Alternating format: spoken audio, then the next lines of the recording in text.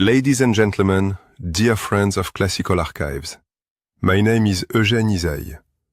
I was born in Liège in 1858, and from my earliest days, the violin was not merely an instrument in my hands, but a voice, one that demanded both discipline and freedom. I never believed that technique existed for its own sake. It was always a servant of expression, of breath, of human speech transformed into sound.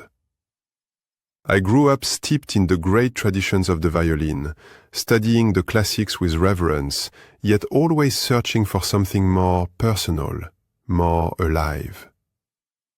As my career carried me across Europe and the Americas, I became known less for perfection than for intensity. I allowed the music to live, even if it risked rough edges. Music, after all, is not porcelain. It must breathe. I was fortunate to live among remarkable minds. César Franck entrusted me with the premiere of his violin sonata, a work whose spiritual depth remains unmatched in my heart. Claude Debussy and Ernest Chausson both wrote for me, and through them I felt the shifting colors of a new musical language, one that valued suggestion, atmosphere, and inner fire over outward display. I was never merely a soloist passing through their scores. I was a collaborator, shaping the music as it took its first steps into the world.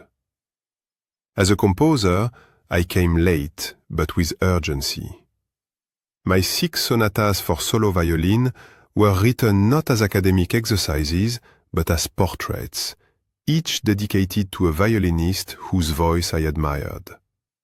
They reflect everything I believed, that polyphony could exist on a single instrument, that rhythm could be flexible like speech, and that modern harmony must grow naturally from the violin's physical nature.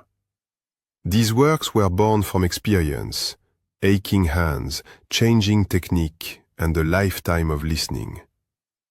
In my later years, when illness forced me away from the stage, composition became both refuge and reckoning. I no longer dazzled audiences with sound. Instead, I listened inward. Conducting, teaching, and writing allowed me to remain part of the musical conversation, even as the violin slipped from my grasp. I died in 1931 in Brussels, but my true home has always been wherever a violin dares to sing freely, unafraid of passion, unafraid of risk. Music must live dangerously, or it ceases to be alive at all. Many thanks for your listening.